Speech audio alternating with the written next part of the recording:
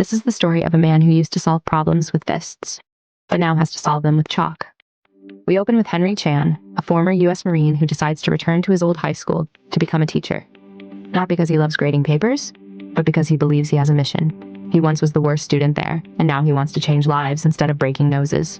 The principal hires him immediately, but there's a catch. His assigned class is 6B, the school's most chaotic, rebellious, and academically hopeless group. And when Henry walks in, it's exactly as bad as advertised. Students are playing games, ignoring him, talking loudly, and basically acting like he doesn't exist. So instead of yelling, he triggers the classroom fire sprinkler. Everyone gets soaked. And suddenly, silence. That's lesson 1. If they won't listen, make them pay attention. Henry doesn't teach like a normal teacher. When he catches a student smoking, he doesn't just punish him, he turns it into a science lesson about what cigarettes actually do to your lungs. And for the first time, the class is curious enough to listen. But Henry soon realizes something deeper. These kids aren't lazy, they're struggling. Each student has their own hidden battle. One is constantly discriminated against because of his background and dreams of being a musician. A tomboy girl acts tough because she wants her father's approval. Twin brothers live with an alcoholic father who neglects them. Another secretly works illegal jobs to support his grandmother. This isn't just a bad class, it's a room full of kids life already gave up on. And Henry decides he won't. Instead of lectures, Henry starts fixing their real-life problems. He helps the bullied musician perform on stage to build confidence. He confronts abusive parents, he tracks down family issues. He even stages emotional interventions to repair broken relationships. He's not just teaching math and grammar, he's teaching survival. This fits the film's core theme. Helping teenagers dealing with bullying, racism, addiction, family pressure, and social inequality.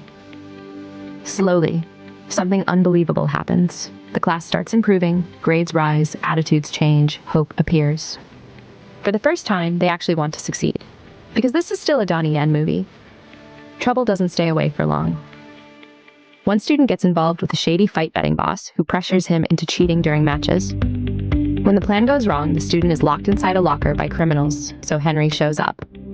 And in one of the film's most talked about moments, he casually fights off trained fighters like it's just another parent-teacher meeting. Critics even highlighted scenes like this as some of the movie's most entertaining action beats. After that, the class doesn't just respect him, they admire him. Things seem to be going well. Until pressure hits. The school administration and media start watching Henry closely because of his unconventional teaching style. They don't trust him. Then one of his students secretly becomes addicted to study drugs to improve grades and ends up hospitalized after a tragic accident. The media twists the story. They blame Henry. And suddenly, the inspirational teacher becomes the villain. His teaching license is revoked. He's forced out of the classroom he fought so hard for. Most teachers would walk away. Henry doesn't. He tells his class something simple. Prove them wrong. So the students make a pact. They'll pass their exams, not for themselves, for him. Even critics joked that the movie leans into this emotional logic. Students wanting success just to prove their teachers' methods work. And honestly, it works. They study harder than ever. They support each other, they start acting like a team instead of troublemakers. But behind the scenes, someone is sabotaging them. A criminal businessman wants to seize the school's land and has been sending men to interfere with the students' lives. And here's the twist. He isn't a random villain. He's someone from Henry's past, someone who remembers Henry, even if Henry doesn't remember him. On the morning of the most important exam of their lives, the students receive a message telling them to meet somewhere first. It's a trap. They're locked in a building so they can't reach the test center in time, and Henry realizes exactly who's behind it, so he rushes to rescue them. He fights his way through the thugs blocking their exit and clears a path so his students can run to the exam hall. They escape, they run, they reach the test, and Henry stays behind, face to face with the mastermind. The truth about their shared past is revealed.